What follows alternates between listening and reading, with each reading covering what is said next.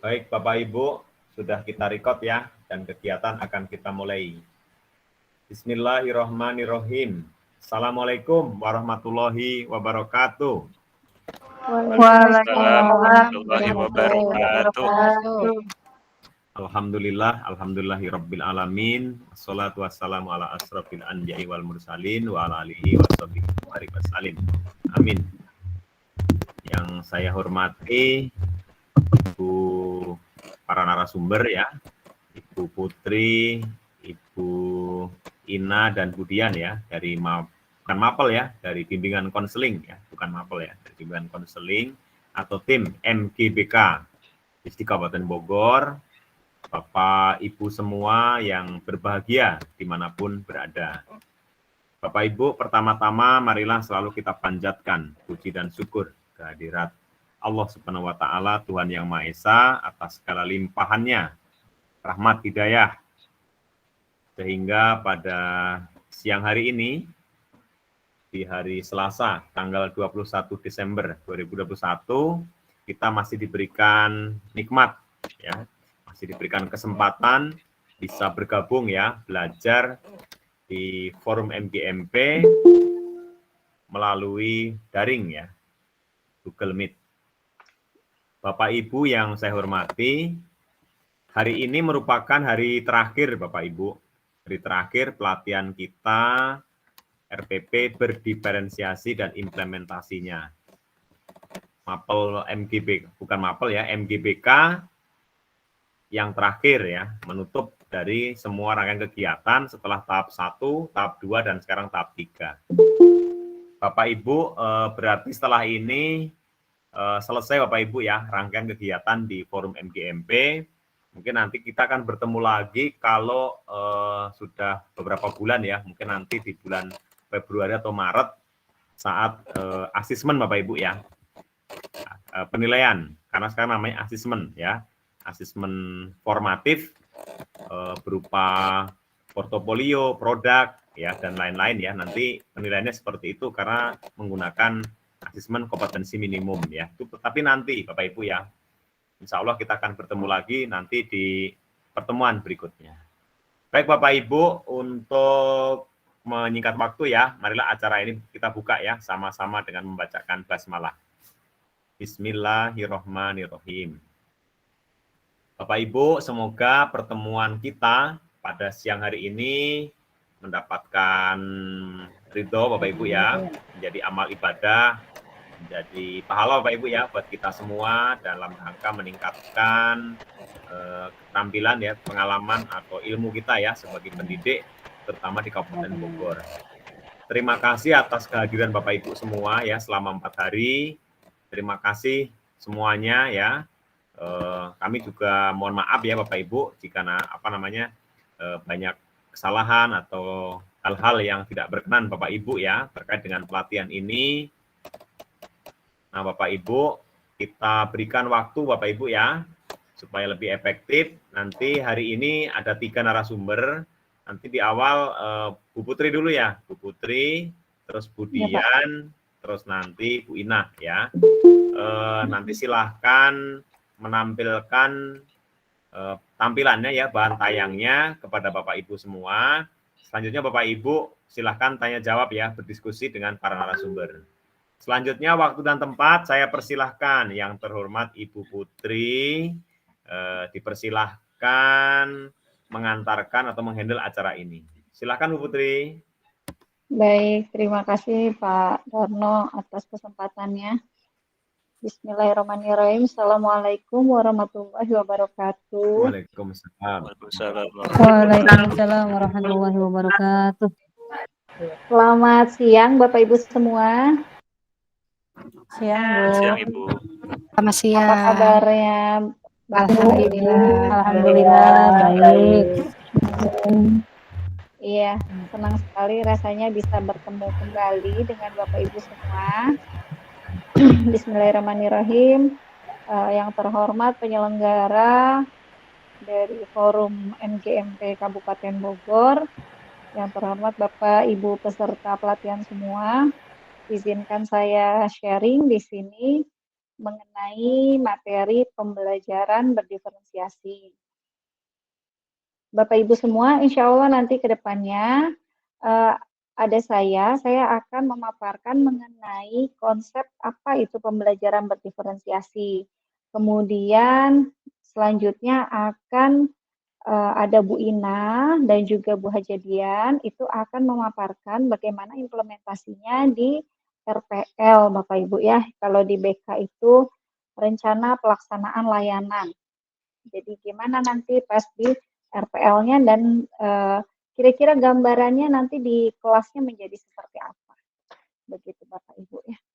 Nah, Bapak Ibu semua, Pak Darno, sebenarnya kalau BK kita sudah pernah mengadakan kegiatan semacam ini dengan tema yang sama sudah beberapa bulan lalu, tapi mungkin memang ada teman-teman yang belum ikut bergabung pada saat itu. Kemudian beberapa waktu yang lalu, sebulan yang lalu kurang lebih itu dari P4TK Penjas BK juga memfasilitasi kami untuk bertemu dalam acara karya nyata guru penggerak Pak di Cipayung, dan itu teman-teman guru BK dari guru BK SMP Kabupaten Bogor sebanyak 30 orang itu sudah ikut kegiatan itu dan menerima materi ini juga.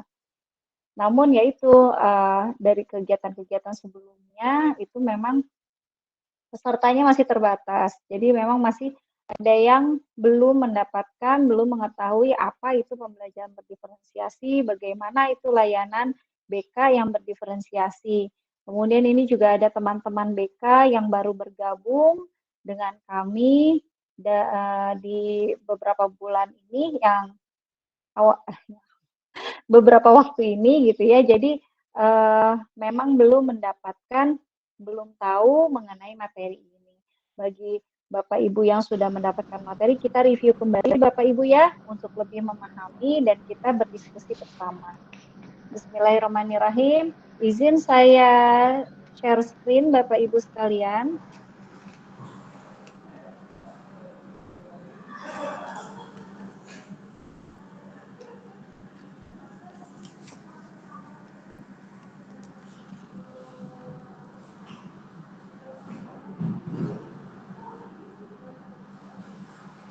Baik ya Bapak Ibu, sudah tampak ya Bapak Ibu ya?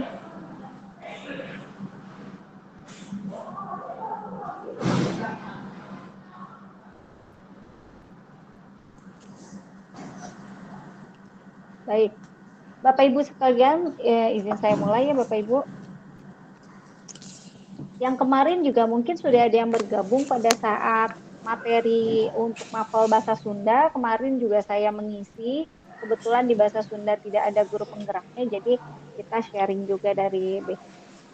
Jadi Bapak Ibu, materi pada siang hari ini terlihat ya, yaitu pembelajaran berdiferensiasi dalam layanan bimbingan klasikal. Seperti Bapak Ibu ketahui, kalau di BK itu banyak sekali layanannya ya.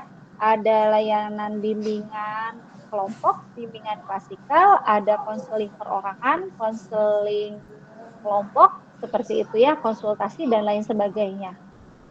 Nah, akan tetapi untuk konseling perorangan, konseling individu, konseling kelompok, bimbingan kelompok itu tentunya sudah menerapkan pembelajaran berdiferensiasi. Kenapa seperti itu? Karena BK pada dasarnya layanannya itu berangkat dari kebutuhan atau masalah yang ada pada siswa. Begitu kan ya Bapak Ibu. Nah, ini makanya pada materi pembelajaran berdiferensiasi ini untuk BK, untuk bimbingan konseling, kita fokusnya di layanan bimbingan klasikal.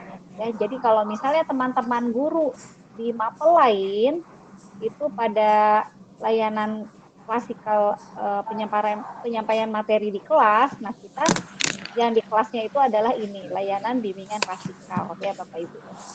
Jadi kalau layanan yang lain mah udah jelas pasti berdiferensiasi ya ketika kita konseling anak gitu ya. Kenapa anak ini terlambat terus? Kenapa melakukan perilaku yang tidak baik?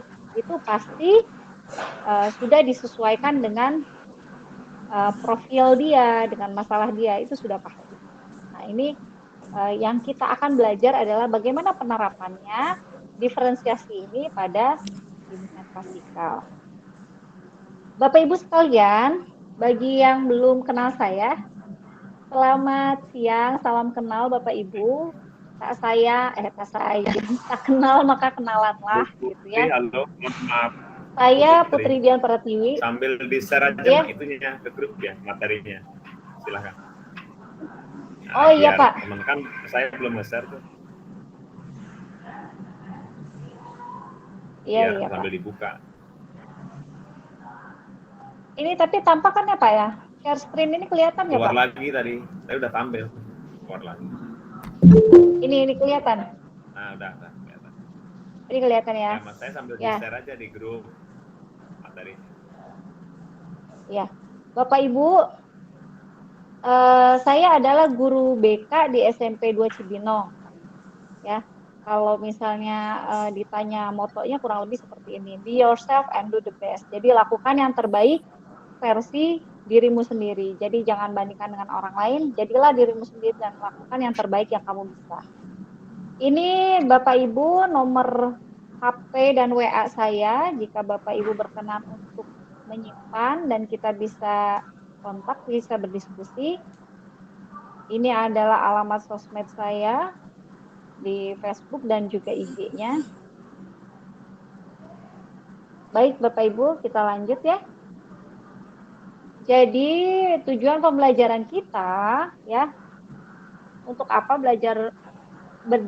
pembelajaran berdiferensiasi ini tentunya agar Bapak Ibu mampu mengaplikasikan pembelajaran berdiferensiasi di kelasnya, di layanan bimbingan klasikalnya.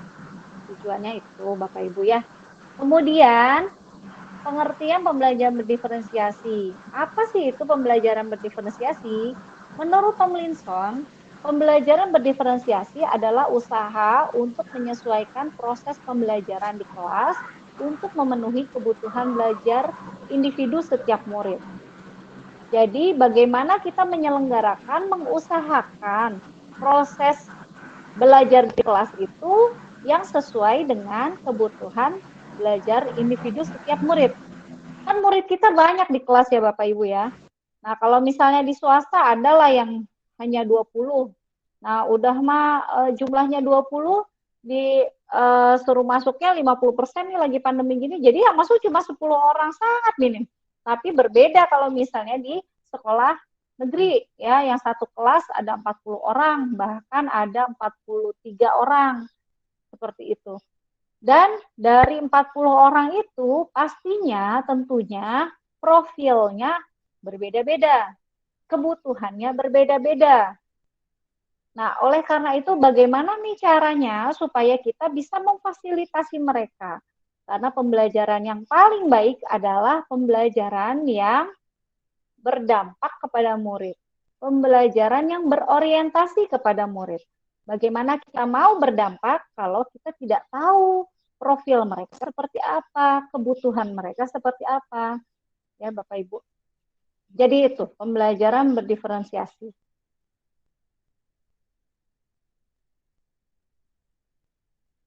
Nah, Bapak Ibu, keputusan yang dibuat untuk pembelajaran berdiferensiasi ini terkait dengan beberapa hal ini. Yang pertama, terkait dengan bagaimana menciptakan lingkungan belajar yang mengundang murid untuk belajar. Jadi gimana caranya kita menyelenggarakan pembelajaran yang membuat mereka mau untuk belajar. Jadi bukan hal terpaksa untuk mempelajari suatu materi atau untuk menguasai suatu materi. Seperti itu ya Bapak Ibu. Jadi gimana caranya nih supaya mereka tertarik gitu ya. Kemudian kurikulum yang memiliki tujuan pembelajaran yang didefinisikan secara jelas. Nah ini tujuan pembelajarannya juga harus jelas. Kemudian penilaian berkelanjutan. Penilaian berkelanjutan ini maksudnya kayak gimana? Jadi penilaiannya enggak misalnya penilaian setelah belajar saja, udah saat itu aja. Tapi berkelanjutan dari sebelumnya, ya nanti ada yang namanya asesmen diagnostik. Itu bagaimana kita melihat profil murid, bagaimana kita melihat kebutuhan murid. Kita data dulu, ya. Kemudian di prosesnya itu ada asesmen juga, ada penilaian. Ada sikapnya bagaimana saat berkelompok, keaktifannya gimana waktu di kelas, waktu memperhatikan gitu ya. Itu kan penilaian juga Bapak Ibu ya. Apakah dia aktif bertanya, menjawab, menanggapi gitu. Selanjutnya bagaimana setelahnya gitu, berkelanjutan. Dan setelah itu apakah dalam kesehariannya apa yang diajarkan, nilai-nilai yang dikembangkan, apakah dia lakukan, apakah dia terapkan di kehidupannya.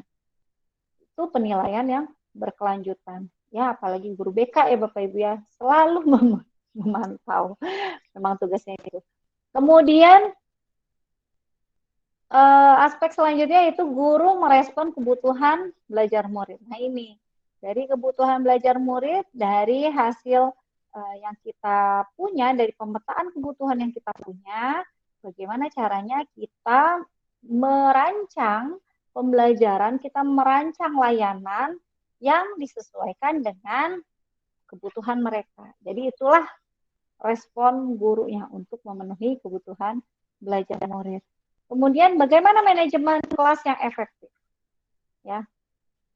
Nah, ini materi yang seperti ini, misal ada satu materi, apakah perlu harus 2 kali pertemuan, 3 kali pertemuan, gitu ya?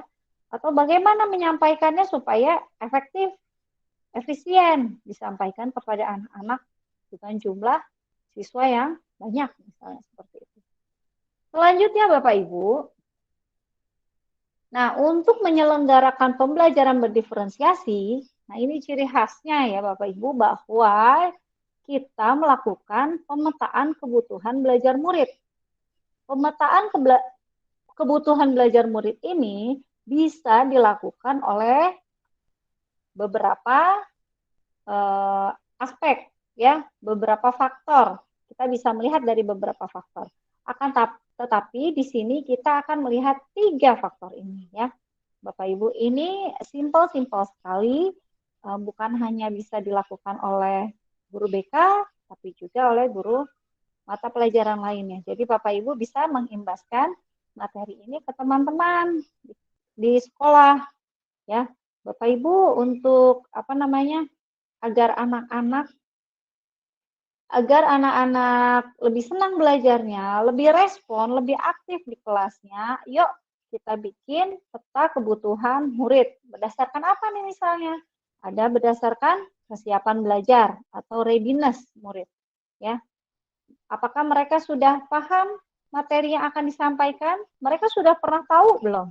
Apakah mereka bahkan sudah mengaplikasikannya? Nah, itu akan berbeda-beda. Dari 40 orang, mungkin yang sama sekali belum pernah tahu, mungkin cuma 10 orang.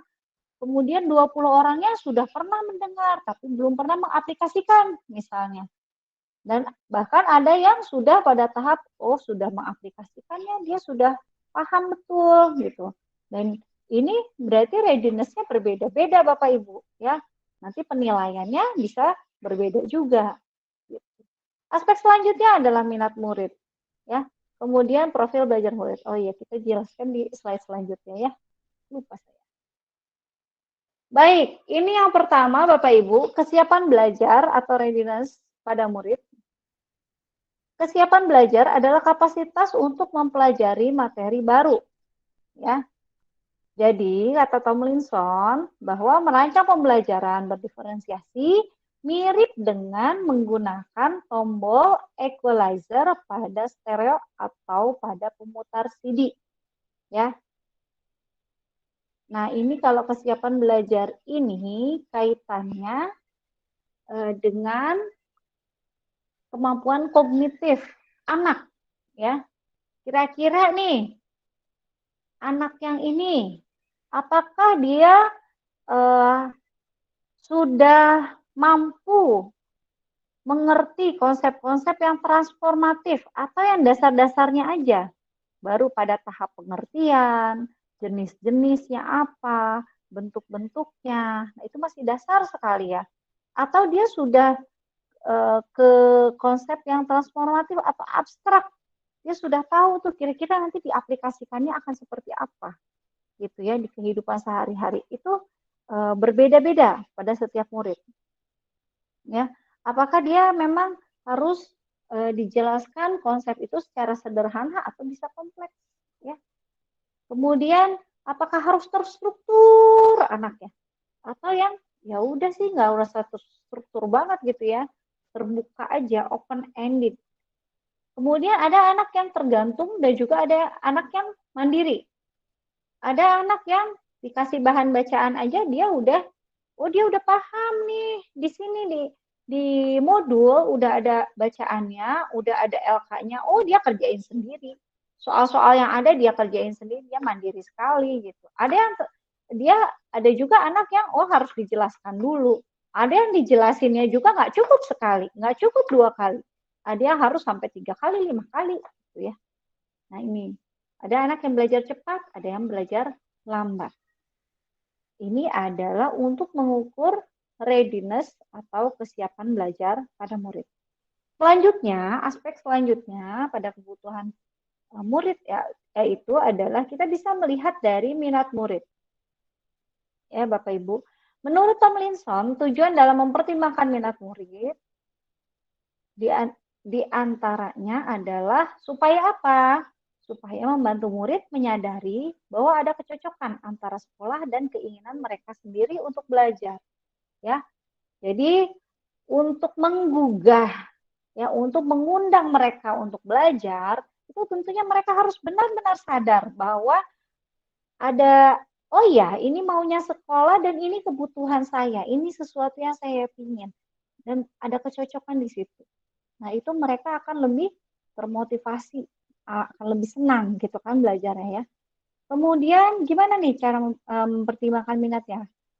Pertimbangannya apa? Untuk menunjukkan keterhubungan antara semua pembelajaran. Kemudian menggunakan keterampilan atau ide yang familiar bagi murid sebagai jembatan mempelajari ide atau keterampilan yang kurang familiar atau baru bagi mereka. Ya, jadi untuk mempelajari ide-ide atau keterampilan-keterampilan yang baru, nah kita bisa menggunakan keterampilan atau ide yang familiar yang sudah mereka ketahui sebelumnya. Ya, ini bisa menggunakan dengan yang ada kaitannya dengan minat mereka. Jadi, iya. Kemudian aspek minat ini bisa digunakan untuk meningkatkan motivasi murid untuk belajar. Ya tentunya ya Bapak Ibu, kalau sesuai minatnya kan pasti akan lebih semangat. Anak misalnya belajar mempelajari, dia mau mempelajari contohnya materi naratif misalnya ya, materi naratif. Ada anak yang minatnya ke sains, ilmu pengetahuan, ada yang minatnya ke olahraga misalnya ya. Ketika misalnya anak-anak yang senangnya ke olahraga, memiliki minat di olahraga, disuruh baca bacaan yang sains gitu. Tentunya itu akan mengurangi motivasinya ya kan, ketertarikannya akan berkurang gitu. Tapi kalau kita menyesuaikan, kita belajar mengenai teks naratif. Yang suka dengan ilmu pengetahuan baca artikel yang ini, yang suka dengan olahraga baca artikel yang ini, yang suka dengan misalnya ilmu sosial baca artikel yang ini, yang senang dengan sejarah baca artikel yang ini. Jadi mereka semakin senang gitu belajarnya. Kenapa? Karena sesuai dengan minatnya masing-masing. Gitu, Bapak Ibu. Padahal belajarnya sama. Belajarnya mengenai apa? Mengenai teks narasi, misalnya seperti itu. Kemudian Bapak Ibu yang perlu menjadi pertimbangan adalah profil belajar murid. Ya, ini pemetaan kebutuhan selanjutnya yang bisa kita lakukan. Salah satu aspeknya adalah profil belajar murid. Nah, profil belajar murid ini sebenarnya banyak sekali faktor yang bisa digali terkait dengan profil murid ini. Bisa mengenai bahasa sehari-harinya yang biasa digunakan. Ya, biasa di rumahnya ngomong apa sih? Apakah ngomong bahasa Indonesia, bahasa Sunda, bahasa Inggris, Inggris gitu ya, itu akan berbeda juga ketika belajar di kelas gitu ya. Wah, anak ini diajak ngomong bahasa Indonesia kok nggak nyambung. Oh, ternyata dia baru pindahan dari luar negeri. Pantes aja gitu kan ya. Kemudian gimana dengan budaya yang dimiliki dari latar belakang keluarganya misalnya. Kemudian kesehatannya nih, profil kesehatan anak ini bagaimana? Kok dia ini ya, apa namanya, pucet aja gitu kan ya. Nah, itu kan kita mesti tahu juga gitu Bapak Ibu ya. Keadaan keluarga dan kekhususan lainnya. Contohnya di sini adalah gaya belajar. Nah, ini mungkin untuk guru BK biasanya sudah membuat profil berdasarkan gaya belajar nih ya. Gaya belajar sebenarnya bisa jadi lebih dari 3, tapi di sini yang kita bahas ada 3, auditory, visual, dan kinestetik. Simpel aja ya Bapak Ibu. Tapi Bapak Ibu kalau mau membuat lebih dari ini bisa ya. Hal-hal ini profil belajar murid ini dapat diperoleh melalui observasi, pemberian angket maupun wawancara secara langsung. Ya, insya Allah kalau guru BK udah tahu tuh ya observasi. Kita bisa observasi sendiri atau hasil observasi dari wali kelas atau guru mata pelajaran. Gitu kan ya Bapak Ibu. Nanti ada guru pelajaran misalnya laporan, Bu Putri, ini anak ini sepertinya seperti ini. Setelah kita teliti, misalnya kita kasih angket, kita observasi lebih lanjut, oh Bu memang gaya belajarnya dia kinestetik. Jadi kalau misalnya ibunya cuma ceramah aja di kelas, bisa aja sih dia ngedengerin, cuma dia memang nggak bisa diem misalnya gitu. Nah gimana caranya nih supaya anak yang kinestetik ini juga terfasilitasi, terwadahi gitu, dan bisa belajar bareng-bareng juga di kelas itu. Ya, itu Bapak Ibu. Bisa juga diperoleh datanya dari wawancara secara langsung.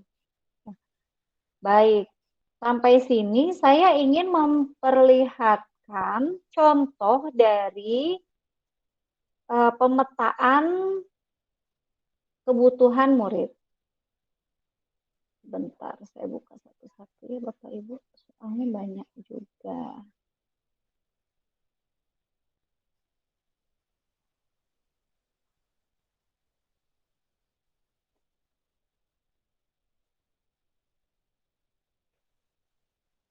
Nah, ini Bapak Ibu, bisa dilihat di sini, ini milik salah satu peserta pelatihan kemarin, beberapa waktu lalu.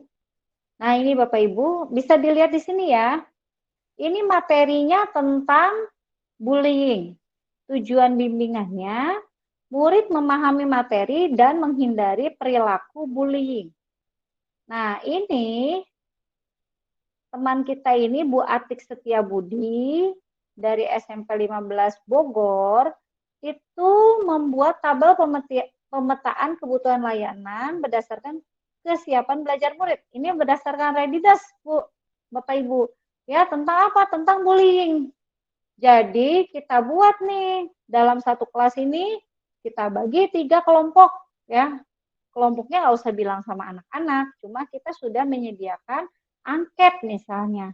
Buatlah misalnya sebelum menyampaikan materi bullying, kita buat misalnya 5 pertanyaan gitu mengenai bullying. Ini untuk melihat apakah dia termasuk anak yang kelompok ini yang belum mengetahui tentang bullying dan belum menunjukkan perilaku anti-bullying. Apakah dia termasuk di kelompok yang ini, yang A misalnya, atau ada nih kelompok yang B, sudah mengetahui tentang bullying, namun belum menunjukkan perilaku anti-bullying. Maksudnya, dia sudah tahu tentang bullying, tapi kalau ada temannya yang menjadi korban, ketika dia melihat ada kejadian bullying di situ, dia belum bisa menolong kawannya. Gitu. Nah, ini misal, kalau ada anak yang sudah yang masuk kelompok ini, kita masukkan di sini ya namanya. Kemudian kelompok yang ketiga, nah di sini sudah memahami tentang bullying dan dapat menunjukkan perilaku anti-bullying.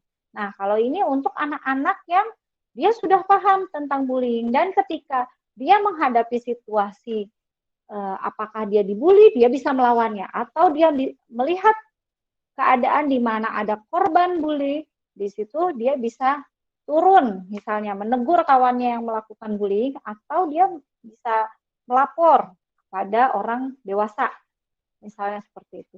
Nah, ini contoh dari tabel pemetaan kebutuhan berdasarkan readiness, ya, berdasarkan kesiapan belajar murid. Nah, ini nama-namanya nih Bapak Ibu, setelah Bapak Ibu menyebar angket, nah kelihatan kan ya, oh anak yang masuk kelompok ini ditulis di sini Bapak Ibu ke bawah terus gitu ya. Yang masuk kelompok yang di tengah, oh ini siapa saja tulis di sini.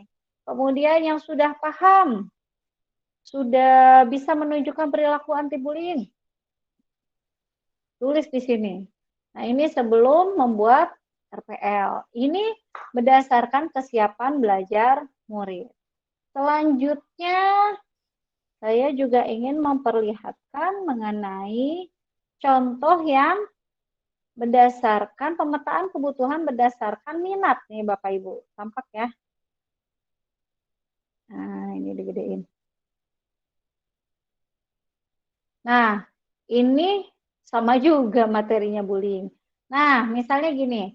Ini tujuan layanannya murid dapat memahami bahaya perilaku bullying. Materinya bullying, tapi kita melihat minatnya ternyata ketika diberi angket, ya ditanya, kamu misalnya lebih senang membuat artikel atau membuat poster, menggambar poster, atau lebih senang membuat video, atau senang membuat cerpen, atau senang membuat lagu.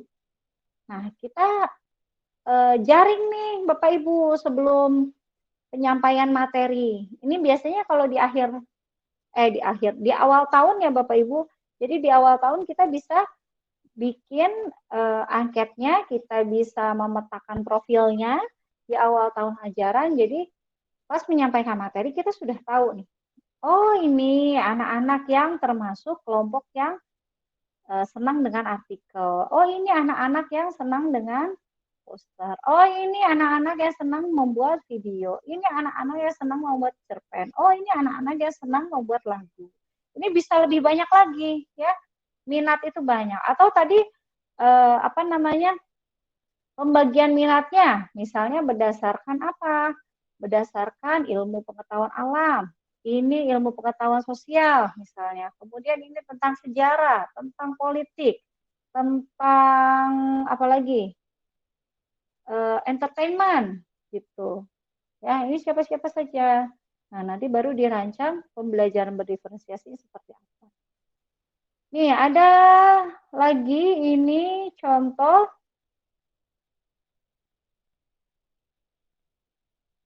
Ini contoh dengan materi bahaya merokok. Nah, nih, Bapak Ibu, contoh pemetaan kebutuhan layanan berdasarkan profil gaya belajar murid. Nah, setelah kita memberikan angket, misalnya ya, setelah memberikan angket mengenai gaya belajar, kita bisa tahu nih, ya, yang masuk ke visual siapa saja, yang masuk ke auditory siapa saja, yang masuk ke kinestetik siapa saja.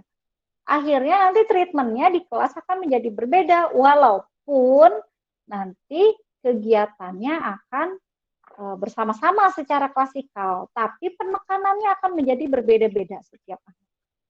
Ya, nanti bagaimana kira-kira gambarannya nanti akan dijelaskan oleh Ibu Ina dan juga Ibu Dian. Kita kembali lagi Bapak Ibu, itu adalah tadi pemetaan kebutuhan pada murid. Selanjutnya, nah, profil kebutuhan belajar murid tersebut berbeda-beda kan Bapak Ibu ya. 40 anak dalam satu kelas, beda-beda semua. Bagaimana cara mengakomodasi kebutuhan murid kita yang berbeda-beda itu? Tidak mungkin kan, kita mau menyampaikan materi bullying, kita bagi 3 sesi. Ya, untuk kelas 7A kita bagi 3 sesi. Untuk yang minatnya begini 10 menit. Kemudian 10 menit pertama, 10 menit kedua yang minatnya berbeda, 10 menit ketiga yang minatnya berbeda. Nggak mungkin seperti itu ya. Tapi ada yang namanya ini, ada 3 strategi yang bisa mengakomodasi kebutuhan belajar murid ya, dalam melaksanakan pelayanan bimbingan Fasika. Apa saja itu? Yang pertama adalah diferensiasi konten, diferensiasi proses, dan juga diferensiasi produk. Bagaimana penjelasannya? Saya akan memutarkan video Bapak Ibu ya, supaya lebih jelas. Sebentar. Kita akan menyimak video dari instruktur yang memaparkan 3 strategi pembelajaran berdiferensiasi. Lagi loading Bapak Ibu. Ya, oke.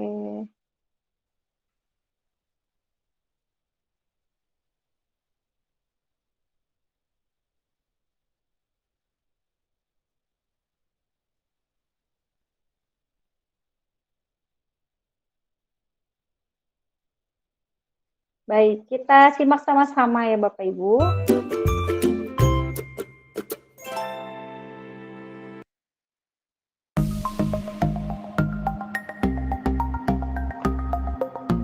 Dalam tahapan pembelajaran sebelumnya, Bapak Ibu telah belajar tentang bagaimana kita bisa memetakan kebutuhan belajar murid yang kita lihat lewat 3 aspek, yaitu kesiapan belajar, minat, dan profil belajar murid. Kebutuhan belajar murid ini harus selalu menjadi dasar bagi praktek diferensiasi yang kita lakukan di kelas. Nah, sekarang kita akan membahas mengenai apa saja strategi diferensiasi yang bisa kita lakukan berdasarkan 3 pemetaan kebutuhan tadi.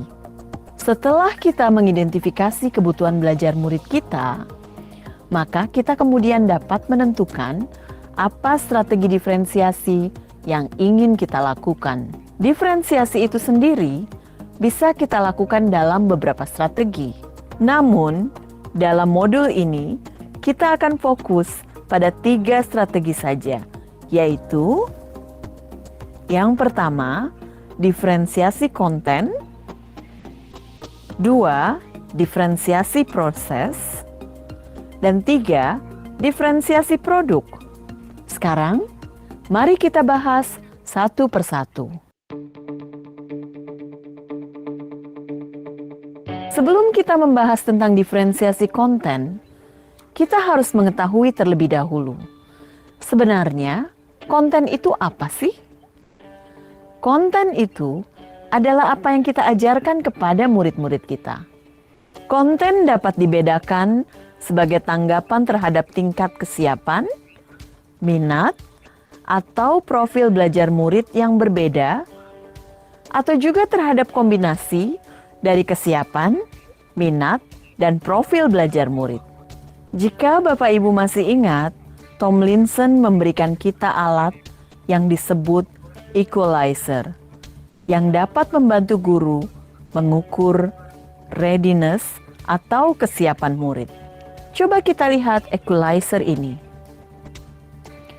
Jika memetakan kebutuhan berdasarkan kesiapan murid, maka kita perlu menentukan jenis informasi yang harus disiapkan. Siapa yang perlu diberikan bahan-bahan belajar yang sifatnya foundational, dan siapa yang akan kita berikan bahan-bahan belajar yang jenis informasinya bersifat transformatif atau transformasional. Bahan-bahan belajar yang bersifat foundational atau mendasar, misalnya dasar-dasar, fakta umum, prinsip-prinsip. Jadi, sifat dari informasi, ide-ide, atau teks yang harus diakses oleh mereka juga harus di level yang mendasar. Sementara, di sisi lain, untuk murid yang sudah siap mempelajari materi yang lebih bersifat transformasional, maka kita harus siapkan bahan ajar yang sesuai yang memungkinkan mereka untuk mengembangkan ide-ide. Misalnya, kita dapat memberikan mereka tantangan research question, pertanyaan-pertanyaan pemandu yang membantu mereka mengembangkan pemahaman dan memperluas ide secara lebih dalam dan lebih jauh lagi. Kita juga dapat melihat kesiapan murid dari sisi apakah mereka sudah siap untuk belajar secara abstrak atau mereka masih perlu belajar dan berpikir secara konkret. Saat belajar, murid perlu merasa familiar dengan informasi atau materi-materi penting yang sedang dipelajari sebelum dapat bergerak melihat implikasi makna atau keterhubungan antar materi. Saat mereka masih berada dalam tahapan belajar secara konkret, maka guru perlu menyiapkan bahan-bahan belajar yang konkret. Misalnya, saat kita mengajarkan anak-anak kelas 1 SD tentang konsep nilai tempat, maka kita bisa menyediakan manipulatif, stick es krim, multi-blocks, dan sebagainya. Sementara untuk sebagian murid lain yang mungkin sudah familiar dengan ide-ide dan konsepnya, mereka sudah bisa diberikan lewat gambar atau bahkan sudah bisa langsung mengerjakan lembar kerja. Saat murid sudah memahami informasi secara konkret, penting bagi mereka untuk bergerak ke tingkatan yang lebih kompleks agar murid dapat melihat keterkaitan antar konsep atau gagasan.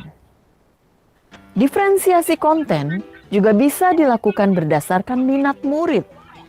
Misalnya, saat belajar tentang teks narasi, guru dapat menyediakan murid-muridnya berbagai teks dengan topik tentang hal-hal yang disukai murid. Sementara itu, diferensiasi konten berdasarkan profil belajar dapat kita lakukan, misalnya dengan memastikan bahwa murid kita dapat mengakses materi ajar tersebut sesuai dengan ajarnya. Sebagai contoh, murid yang memiliki gaya belajar visual mungkin akan belajar dengan lebih baik jika materinya diberikan dalam bentuk gambar. Sementara untuk mereka yang auditori, materinya dapat diberikan dalam bentuk audio.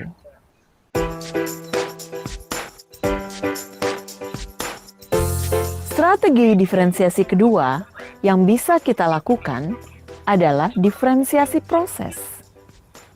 Yang dimaksud proses di sini mengacu pada bagaimana murid akan memahami atau memaknai apa informasi atau materi yang dipelajari. Saat kita telah memetakan kebutuhan belajar murid, yang kemudian harus kita pikirkan adalah bagaimana kebutuhan tersebut bisa dipenuhi. Caranya seperti apa? Proses seperti apa yang perlu disiapkan agar kita mengetahui bahwa setiap murid belajar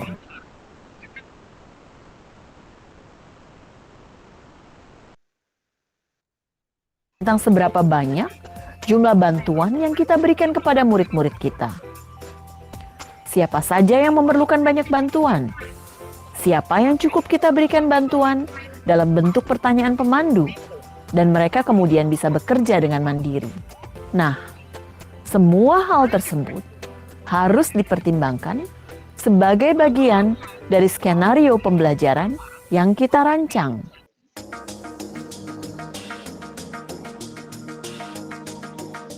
Ada banyak cara kita dapat melakukan diferensiasi proses.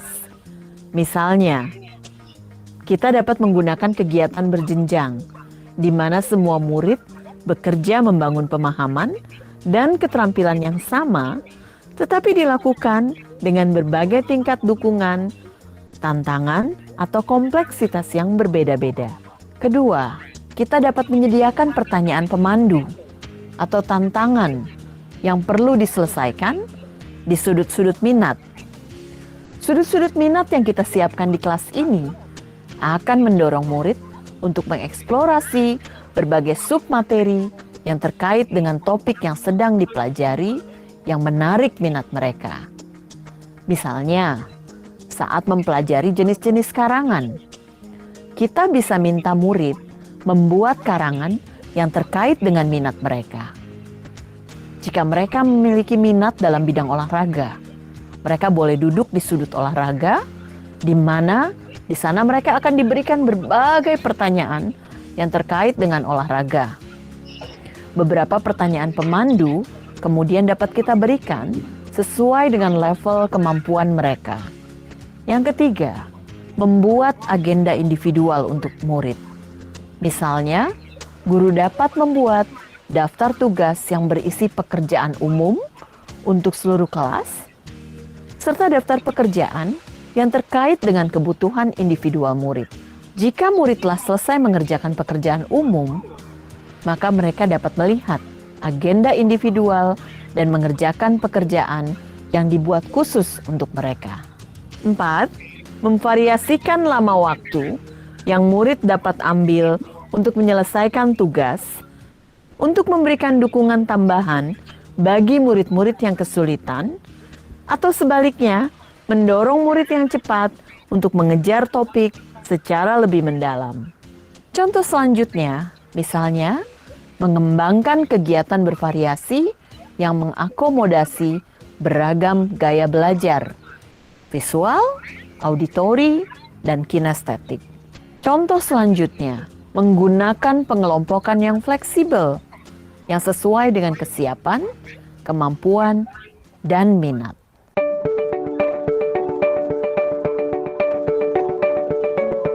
Nah, tadi kita telah berbicara mengenai diferensiasi konten dan diferensiasi proses. Sekarang, mari kita bahas strategi diferensiasi yang ketiga, yaitu diferensiasi produk. Ketika kita bicara tentang diferensiasi produk, maka kita akan memikirkan tentang tagihan apa yang kita harapkan dari murid. Produk ini adalah hasil pekerjaan atau unjuk kerja yang harus ditunjukkan oleh murid kepada kita. Produk adalah sesuatu yang tangible, yang ada wujudnya. Bisa berbentuk karangan, atau tulisan, atau hasil tes, atau pertunjukan, atau presentasi, atau pidato, rekaman, diagram, dan sebagainya. Yang paling penting, produk ini harus mencerminkan pemahaman murid dan berhubungan dengan tujuan pembelajaran yang diharapkan.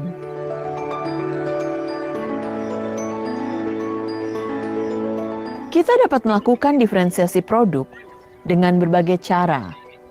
Namun, sama seperti jenis-jenis diferensiasi yang lainnya, maka kembali lagi, kita perlu mempertimbangkan kebutuhan belajar murid kita terlebih dahulu sebelum menentukan penugasan produk ini. Penugasan produk harus membantu murid, baik secara individu atau dalam kelompok, memikirkan kembali, menggunakan, dan memperluas apa yang telah mereka pelajari selama periode waktu tertentu. 1 unit, 1 semester, atau bahkan 1 tahun.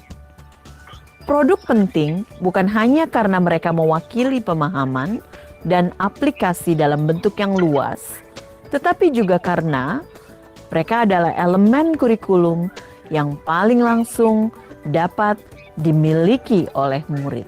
Pada dasarnya, mendiferensiasi produk meliputi 2 hal. Yang pertama, memberikan tantangan dan keragaman atau variasi. Yang kedua, memberikan murid pilihan bagaimana mereka dapat mengekspresikan pembelajaran yang diinginkan. Sangat penting bagi guru untuk menentukan apa sebenarnya ekspektasi yang diharapkan dari murid. Kualitas pekerjaan seperti apa yang diinginkan? Konten apa yang harus ada dalam produk mereka? Bagaimana mereka harus mengerjakannya? Dan apa sifat dari produk akhir yang diharapkan tersebut? Walaupun murid dapat memberikan informasi tambahan atau membantu guru memodifikasi prasyarat dari produk yang harus dihasilkan murid agar dapat sesuai dengan kesiapan, minat, dan kebutuhan belajar individu, namun gurulah yang tetap harus mengetahui dan mengkomunikasikan indikator kualitas yang diharapkan dari produk tersebut. Demikianlah penjelasan 3 strategi pembelajaran berdiferensiasi. Kami berharap Bapak Ibu calon guru penggerak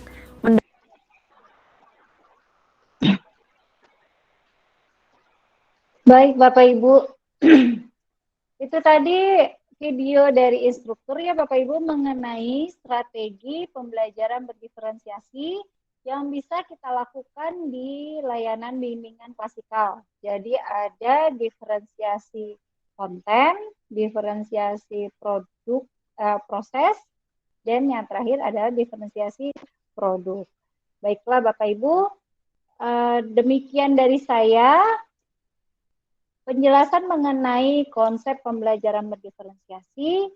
Selanjutnya, bagaimana aplikasinya di RPL atau Rencana Pelaksanaan Layanan akan disampaikan oleh Ibu Nur Fajrina dan juga Ibu Hajadian Purwani. Demikian dari saya. Mohon maaf jika banyak kekurangannya. Assalamualaikum warahmatullahi wabarakatuh.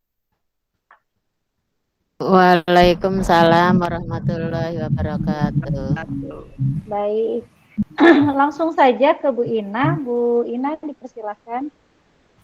Baik, terima kasih kepada Bu Putri yang telah mempersilahkan saya untuk kembali menjadi pemateri dalam tahapan selanjutnya.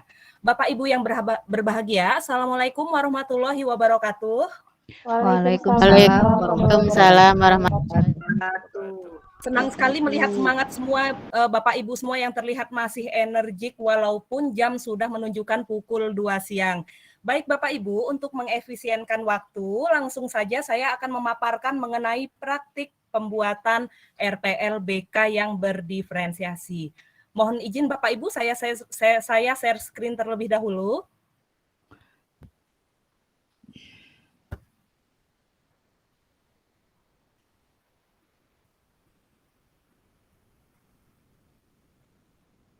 Sebentar.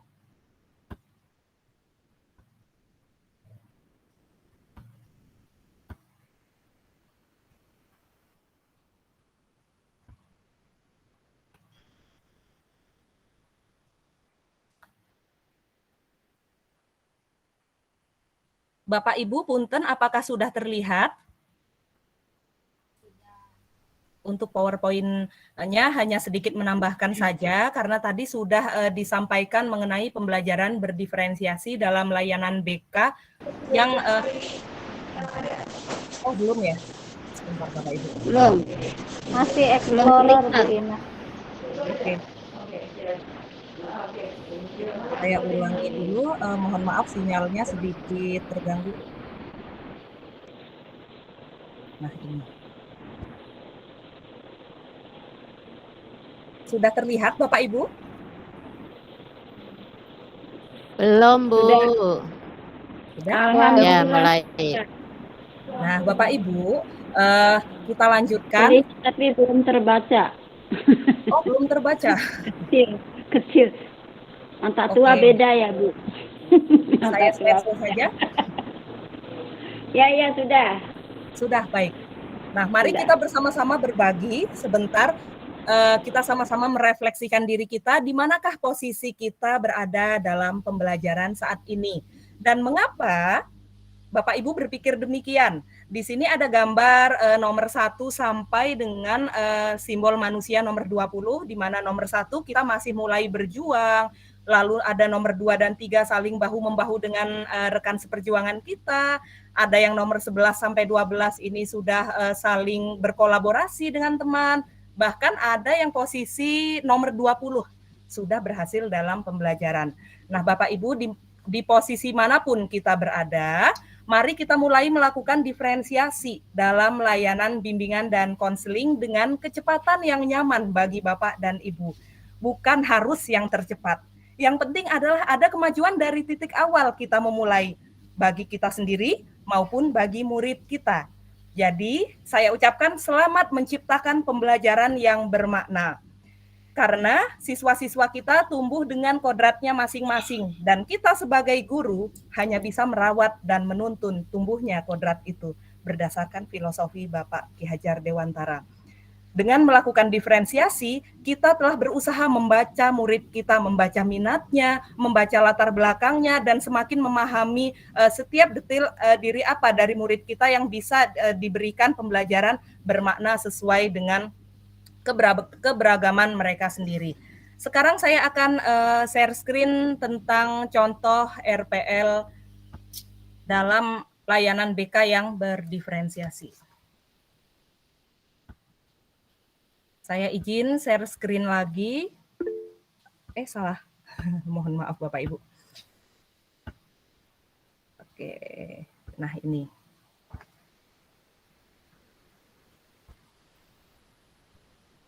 Punten Bapak Ibu, apakah RPL-nya sudah terlihat di layar Bapak Ibu? Sudah, Bu. Sudah, Bu Ibu.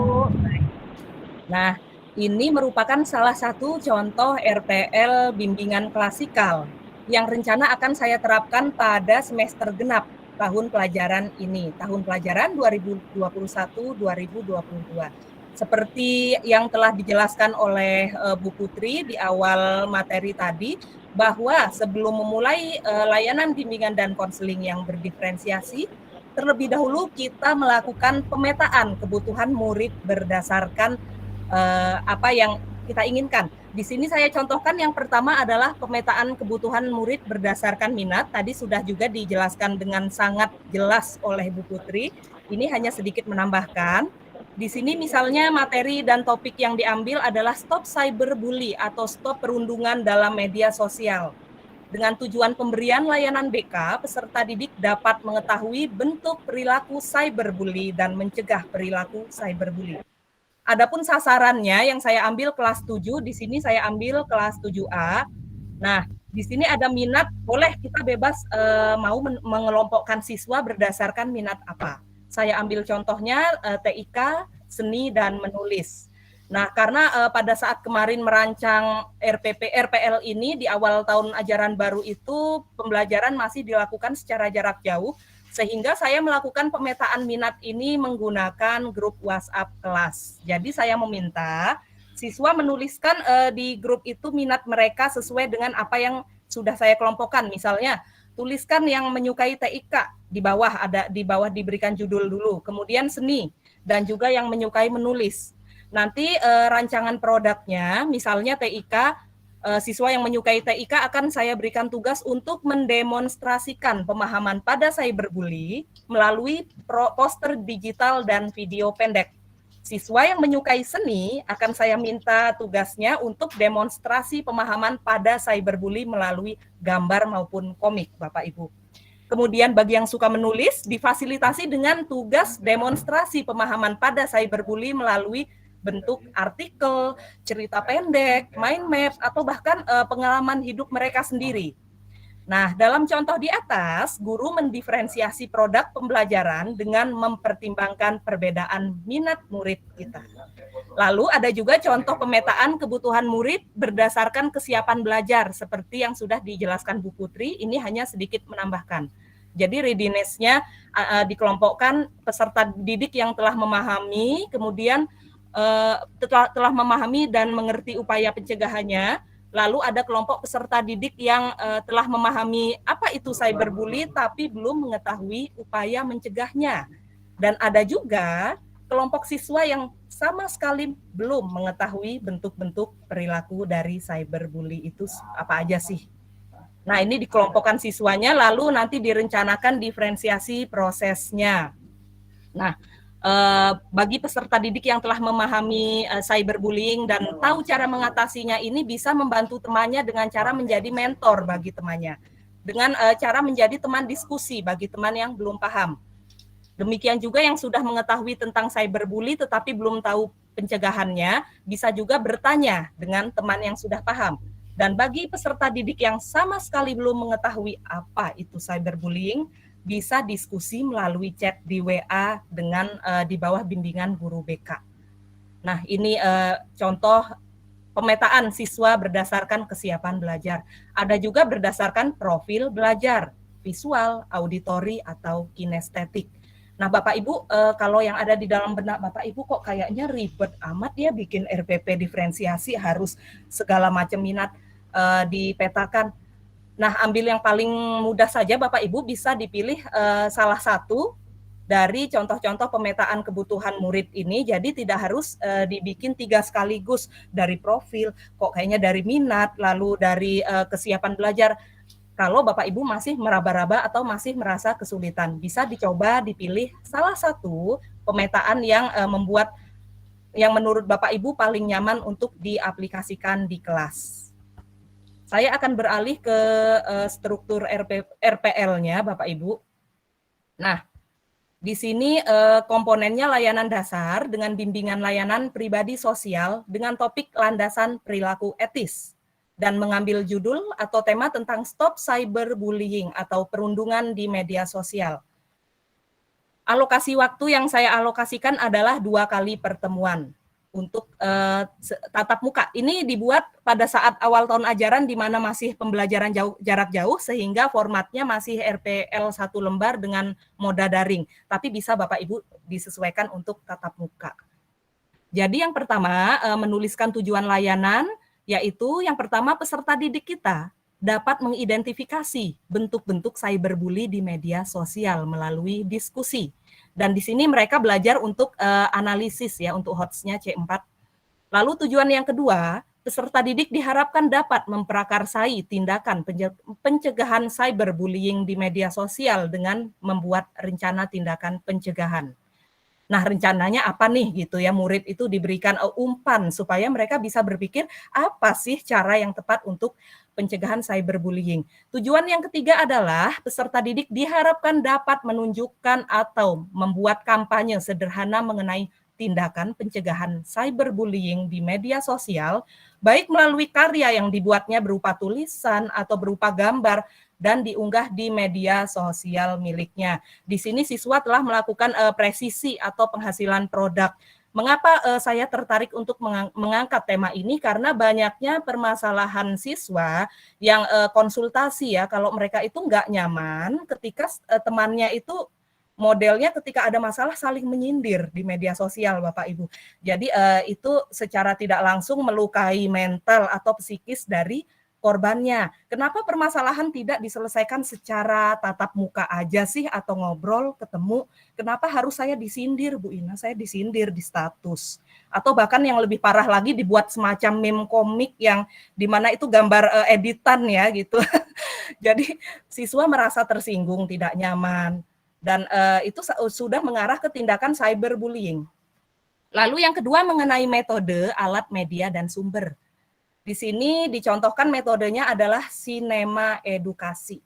Jadi saya meminta siswa untuk menyimak tayangan dalam link YouTube tentang materi atau gambaran mengenai cyberbullying atau perundungan melalui media sosial.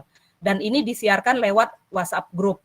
Bisa mereka tonton ataupun bisa juga di-downloadin karena videonya ini tidak lama, hanya sekitar 3 menit aja. Nah, bisa lalu ditonton oleh siswa. Kemudian boleh di zoom lagi biar kelihatan. Oh iya, mohon maaf, baik. Ya, ini mah jaringannya mah gede tapi enggak ada. Ya gitu Sudah. Bu Ina, udah cukup. Makasih. Ya, terima kasih masukannya Bapak Ibu. Bisa saya lanjutkan? Oke. Lalu langkah-langkah dalam kegiatan layanan sebenarnya tidak jauh berbeda ya Bapak Ibu dengan ketika kita melakukan pemberian layanan bimbingan konseling yang sebelum ini, tetapi perbedaannya adalah dengan memasukkan unsur-unsur diferensiasi ke dalam kegiatan kita. Di sini tahap awal seperti biasa membuka kegiatan dengan salam, berdoa, lalu presensi dan pembinaan hubungan baik dengan peserta didik.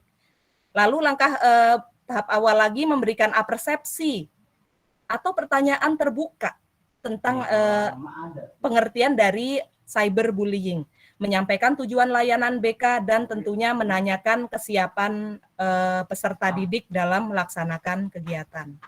Nah, untuk tahap inti, saya membuatnya ini untuk satu RPL ini untuk 2 pertemuan. Nah, pada pertemuan pertama, yang pertama tahap intinya, peserta didik membuka link video YouTube tentang cyberbullying. Lalu yang kedua tahapannya, peserta didik mengulas video yang baru dilihatnya melalui link yang sudah dibagikan Ini di sini masih mode daring ya Bapak Ibu, silahkan jika ingin menyesuaikan mode tatap muka. Lalu yang ketiga adalah memasukkan unsur diferensiasi proses di sini, yaitu ini yang sudah saya berikan warna biru. Bagi peserta didik yang belum mengetahui bentuk perilaku cyberbullying, maka diminta untuk mengidentifikasi bentuk-bentuk perilaku cyberbullying melalui diskusi dengan bantuan teman yang sudah paham dan dibimbing oleh kita selaku guru BK. Nah, tahap berikutnya, masih ada lagi diferensiasinya. Ini diferensiasi proses. Bagi peserta didik yang telah mengetahui bentuk-bentuk perilaku cyberbullying, dapat membantu temannya yang belum memahami apa itu sih perundungan lewat media sosial. Lalu ada juga unsur diferensiasi produk di sini Bapak Ibu yang saya masukkan ke dalam RPL berdasarkan minat belajarnya, yaitu langkah yang E ini atau yang kelima. Selanjutnya, peserta didik dapat membuat karya sebagai bentuk pencegahan terhadap cyberbullying. Nah, karyanya ini bisa berupa mind map, bisa berupa pendapat yang dituangkan dalam bentuk artikel, bisa membuat poster atau gambar. Kalau kesulitan idenya bisa dicari di Google. Lalu bisa juga membuat komik, video singkat, ataupun puisi sesuai dengan minat mereka masing-masing. Nah, jadi di sini nanti langsung pembagian tugas kepada siswa. Seperti kata Bu Putri, kita tidak perlu memberitahu di awal ya, kalau kamu nanti masuknya ini ya, minat ini, tidak, tapi langsung saja dipraktekkan di lapangan. Jadi siswa tidak merasa dikotak-kotakan dengan pembagian tugas yang berbeda. Langsung disebutkan namanya, siapa saja nanti tugasnya membuat gambar tentang pencegahan cyberbully. Terus misalnya Ani, Tia, dan Anto membuat mind map. Dan siswa yang gemar menulis, misalnya Andi, Lia itu membuat tulisan puisi tentang cyberbullying. Nah, lalu untuk pertemuan kedua, ini saya meminta peserta didik mempresentasikan hasil karyanya. Jika sudah tatap muka, maka di depan kelas. Jika waktu tidak mencukupi, maka diambil perwakilan dari siswa. Lalu pada pertemuan yang kedua, langkah yang kedua adalah peserta didik yang lain memberikan umpan balik terhadap hasil karya dari temannya. Nah, di langkah yang ketiga atau C pada pertemuan kedua, saya memasukkan unsur diferensiasi produk berdasarkan minat belajar siswa, yaitu diferensiasi produk atau presisinya, peserta didik mengunggah karyanya di media sosial sebagai bentuk kampanye stop cyberbullying atau belajar daring tanpa cyberbullying. Nah, di sini jadi mereka memanfaatkan media sosialnya itu tidak hanya untuk hal-hal yang kurang berfaedah. Bisa kan kalau misalnya siswa dia suka TIK ya, minatnya ya pandai di bidang TIK, dia bisa kok bikin konten video TikTok singkat hanya 15 detik saja diunggah ke TikTok. Jadi itu juga sekaligus menjembatani hobi mereka masing-masing, minat mereka di mana itu. Jadi memanfaatkan media sosial bagi siswa untuk hal-hal yang baik, untuk mengunggah hasil karyanya. Kurang lebih seperti itu Bapak Ibu. Lalu tahapan yang berupa penutup, guru BK mengajak peserta didik membuat kesimpulan yang terkait dengan cyberbullying. Tahapan berikutnya adalah di tahap penutup, guru BK memberikan apresiasi atas partisipasi aktif siswa dalam proses layanan BK. Lalu guru BK menyampaikan materi layanan yang akan datang serta mengakhiri kegiatan dengan berdoa dan salam. Nah, Bapak Ibu, untuk layanan BK yang berdiferensiasi, penilaiannya itu atau pembelajarannya dilaksanakan dengan berkelanjutan, artinya adalah ada tindak lanjut dari proses layanan itu sendiri. Di sini ada evaluasi, yaitu evaluasi proses. Nah, guru BK memperhatikan proses layanan, terutama keaktifan dari para peserta didik dalam mengikuti kegiatan layanan. Lalu evaluasi hasil, yaitu evaluasi dengan instrumen yang sudah disiapkan, antara lain mencakup understanding, sejauh mana pemahaman murid kita terhadap materi cyberbully, kemudian comfortable atau sikap dan perasaan yang dialami peserta didik setelah menerima layanan tentang cyberbullying. Kemudian action atau rencana tindakan yang akan diambil oleh peserta didik setelah menerima layanan informasi dalam bentuk karya tadi.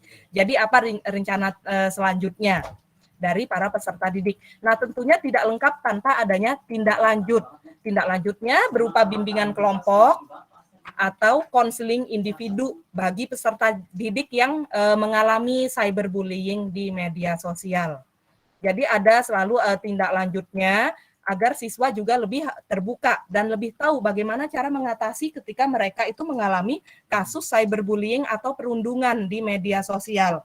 Jangan sampai ya sudah diem aja pasrah seperti itu. Dan kalau misalnya ada siswa yang dia berkeluh kesah sama guru BK bahwa saya nggak berhasil gitu menangani pelaku dari cyberbullying, teman saya masih aja terus suka mengolok-ngolok saya, Bu. Nah, disitulah peran guru BK untuk menengahi bila perlu memanggil pelaku dari perundungan ini. Jadi dipanggil, kemudian duduk bersama dan diselesaikan bersama. Di dalam RPL ini, Bapak Ibu, ada juga lampiran tadi hasil pemetaan kebutuhan belajar siswa, kemudian lampiran berupa materi, dan juga lampiran berupa instrumen evaluasi. Kita lihat sejenak. Lampiran 1 tadi pemetaan kebutuhan murid berdasarkan minat. Lalu pemetaan kebutuhan murid berdasarkan kesiapan belajar.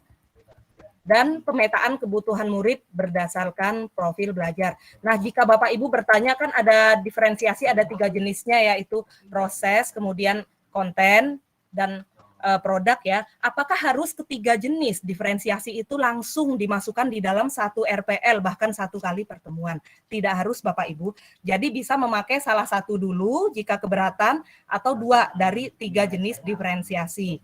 Jadi pada intinya adalah kita belajar dengan kecepatan yang nyaman sesuai dengan diri kita. Kalau saya misalnya Bapak Ibu berpikir saya baru akan memasukkan 1 unsur saja, ya nggak apa-apa. Jadi sama-sama belajar, yang penting nantinya setelah kita memberikan pembelajaran ini diharapkan diferensiasi ini akan memberikan pembelajaran yang bermakna bagi murid kita. Di situ sudah ada kemajuan dari titik awal kita memulai semuanya.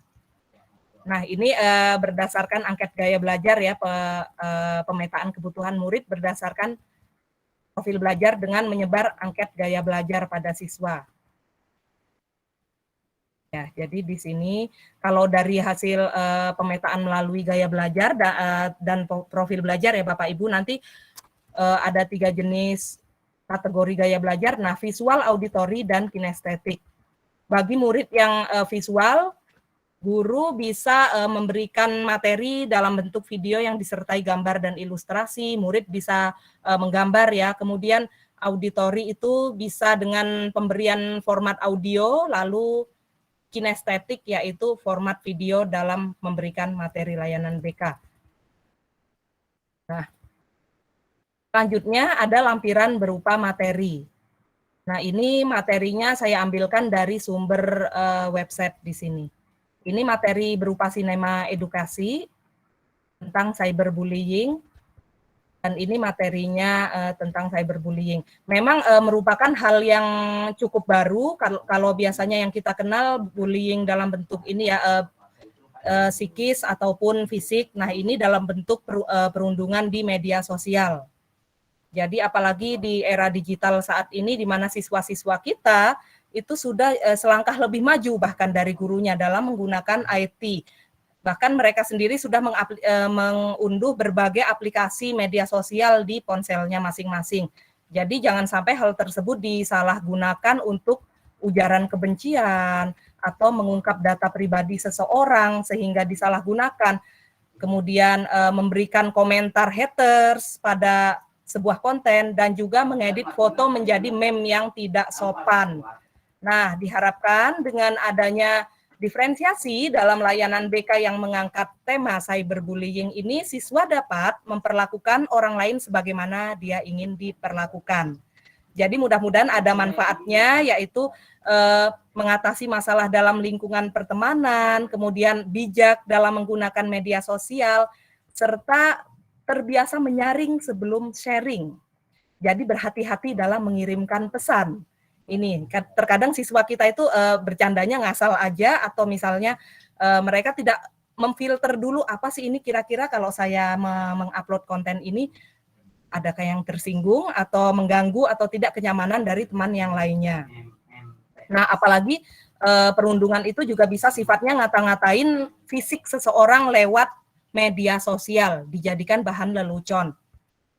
Kemudian diharapkan juga setelah menerima materi ini, siswa beralih menggunakan hal-hal positif untuk diunggah ke media sosial, menghindari kata kasar, kata yang sifatnya sindiran, hingga hoax atau gosip. Nah ini ya Bapak Ibu hal yang belum tentu benar kok sudah sama murid sudah di-share, sehingga membuat teman yang lain tersinggung. Diharapkan setelah layanan ini diberikan menjadi lebih bijak dan tidak ikut-ikutan teman yang melakukan tindakan cyberbullying. Nah, diharapkan juga dengan adanya diferensiasi dalam layanan BK, siswa itu dapat lebih bisa proaktif dan juga mereka bisa speak up ketika menjadi korban dari tindakan cyberbullying. Nah, ini yang perlu dipahami oleh siswa-siswa kita. Lalu ada juga kelengkapan di dalam RPL yang berdiferensiasi ini, ada kelengkapan berupa lampiran 3, Bapak Ibu, yaitu instrumen evaluasi. Di sini ada instrumen proses. Mohon maaf, evaluasi proses berupa lembar observasi guru BK.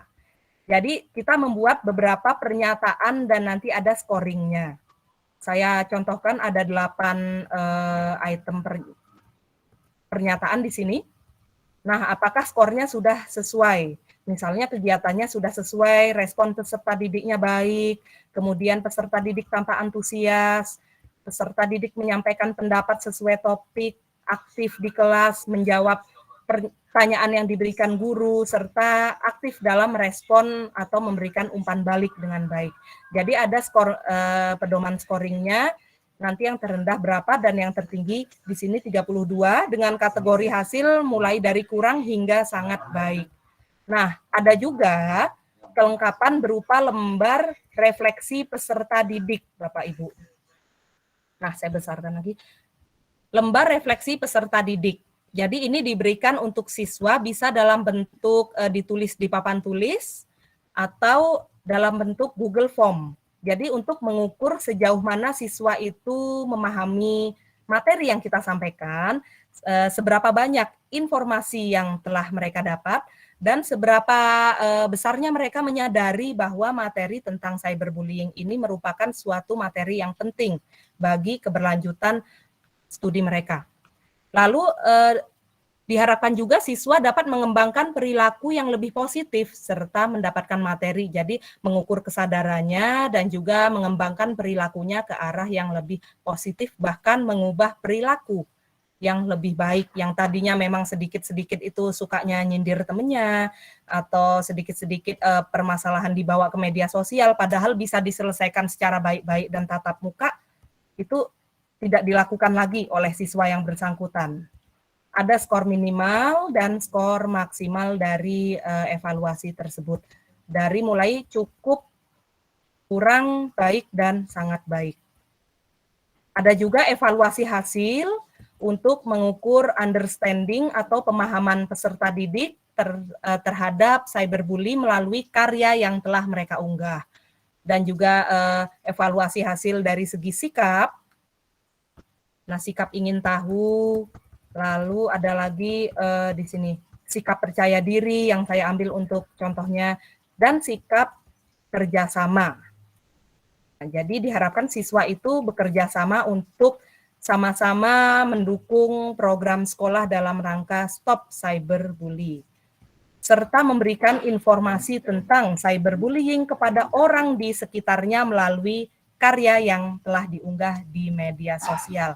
Di sini ada rubrik ketercapaian dari evaluasi ini, mulai dari rendah, sedang, dan tinggi. Nah, dari sini kita akan melihat sejauh mana tujuan pelayanan BK ini bisa tercapai. Kalau sudah di arah tinggi, berarti insya Allah kita sudah berhasil, Bapak Ibu, dan bagaimana selanjutnya kita konsisten untuk menerapkan di layanan BK yang selanjutnya.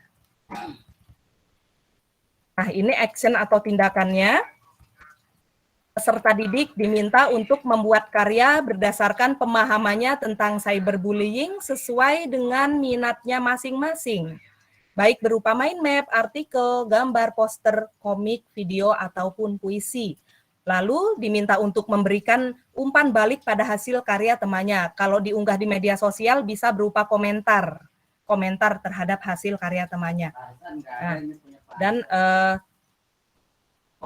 setiap karyanya itu diunggah. Saya stop share terlebih dahulu.